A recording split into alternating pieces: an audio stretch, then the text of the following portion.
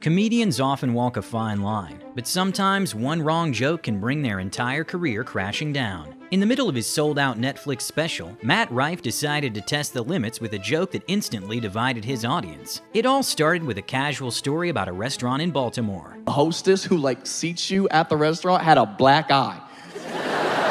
A full black eye. And it wasn't like, what happened? It was pretty obvious what happened. And we couldn't get over the fact that we're like, this is the face of the company? And my boy who I was with was like, yeah, I feel bad for her, man. I feel like they should put her in the kitchen or something where nobody has to see her face, And I was like, yeah, but I feel like if she could cook, she wouldn't have that black eye. But maybe if you can't tell it's a joke, maybe comedy isn't for you. And this was just the beginning of Matt Rife's trouble. We'll get to that later in the video. As Amy Schumer geared up for the biggest special of her career on HBO, the network probably expected headlines, just not for the wrong reasons. I am a good person, I swear to you. I'm very old school. I think the guy should always pay on the first date for sex. And the joke was objectively funny. The only problem was that she didn't write it. Turns out it was lifted straight from a popular 90s comedian. And maybe I'm old-fashioned, but I like it when the guy pays for sex. I mean that. The internet ran wild with this, and soon every news outlet was covering it. That's when people started digging. And well, let's just say a lot of her jokes started sounding a little too familiar. You ever black out when you're drinking, or as I call it, time travel? has anyone ever blacked out and been awake when they've come out of it? Thank you, sister. It's kind of cool because you're a time traveler. You're just back in your body, While maybe it was all just a crazy coincidence, years earlier she did mention how much she loved that exact special in a chat with Joe Rogan. Tell is the best. Attell. Did you see his special road work? I heard it's awesome. It's so funny. Schumer denied ever stealing a joke, and even offered to take a lie detector test. But maybe that's exactly what a guilty person would say.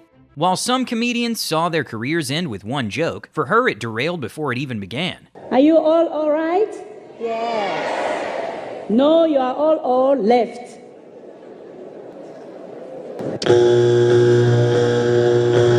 Not the worst joke ever, but maybe not the best choice for an opening line with millions watching. Kathy Griffin's career came to a screeching halt after she posted a photo of herself holding a severed Trump head shortly after he took office. The backlash was immediate. CNN dropped her from their New Year's Eve special. Sponsors pulled out, and her tour dates turned into an apology tour. I just want to make people laugh. That's all I want to do. So I screwed up. I don't think I will have a career after this. I'm going to be honest, he broke me.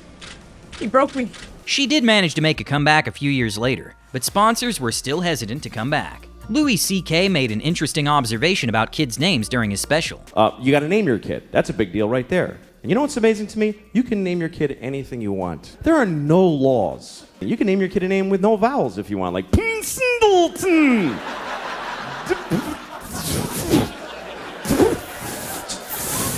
Just 40 F's, that's his name.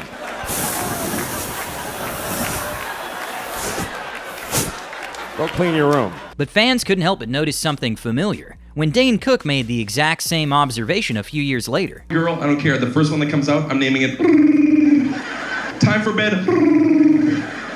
I said time for bed.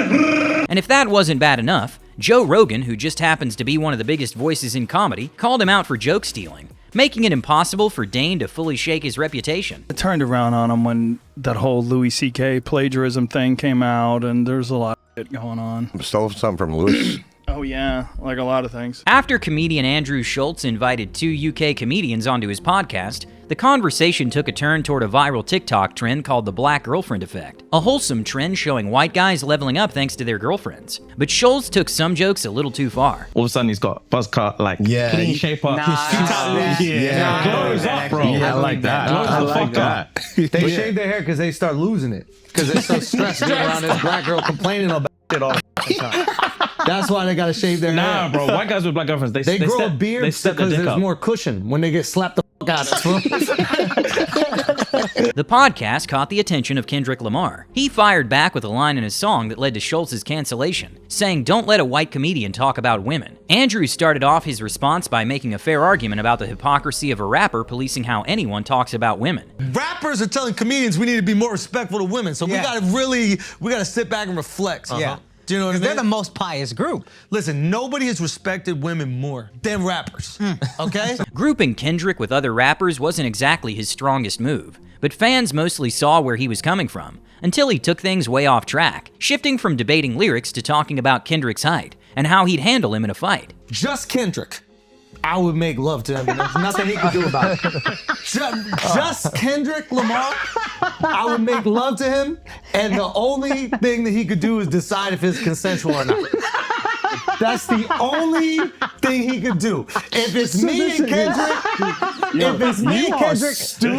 One of his co-hosts called it. This moment wasn't Andrew's brightest move. Even celebrities like Meek Mill and Ice Cube's son jumped in, dragging Schulz. But then false allegations started flying, which he quickly shut down on his podcast. But now they make it racist. They try and make me a. Did you guys see this? This is hilarious. So one of my exes, she has been turning 29 for the last 5 years. I don't know if it's because, Hollywood isn't great to people that are trying to make it and they're in their 30s or whatever. But they looked at the ages and they're like, oh, she's 29 years old still. And they're like, oh, she must have been 16 when they're dating. I go, 16? I was on 5 shows on MTV when we were dating. How am I in a public relationship with a 16-year-old? There's her on X Factor saying she's 23. And I'm like, wait a minute, this girl's lying about her age. They believed the lie. Now they're posting it, trying to turn me into Ice Cube's son tries to post some shit. Oh, yeah. And I just put right under it. I'm like, why don't you look up Google No Vaseline by your dad?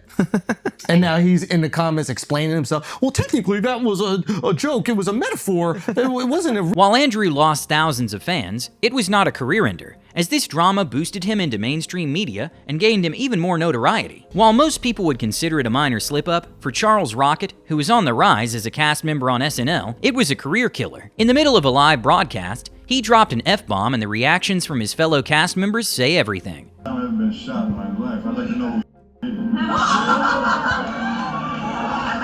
SNL does not take cursing lightly, and that single moment led to Rocket's firing. It was a huge blow to his career that proved hard to come back from. A comedian guesting on a YouTuber's podcast didn't just cost him thousands of fans. It played a role in the downfall of one of the biggest podcasts in the space. It all begun when Bobby Lee cracked a few jokes at the expense of co-host George Janko. Put me on a very strong map, and it made a lot of my avenues blow up. So I'm very blessed, but I didn't know I was gonna be here.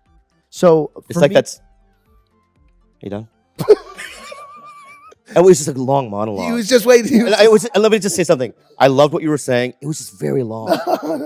First of all, don't touch me. Yeah. Do not touch me. My bad. Thank you. All right. But, yeah, we just need writers to edit that down.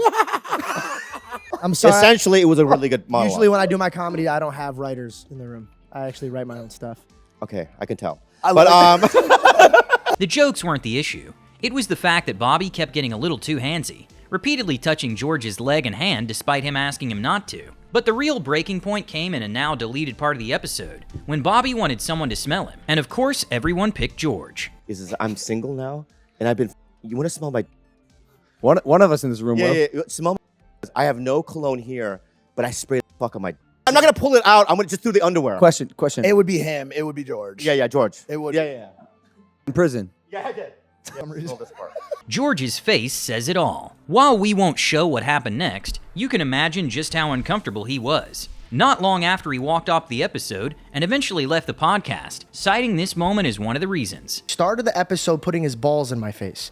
I let that one go. Then every 2 seconds he kept grabbing my dick. I don't think... How would you feel if a man that has his back completely towards you, that only turns around to grab your dick, talk shit to your face, and you can't smack or beat the living brakes off of this guy?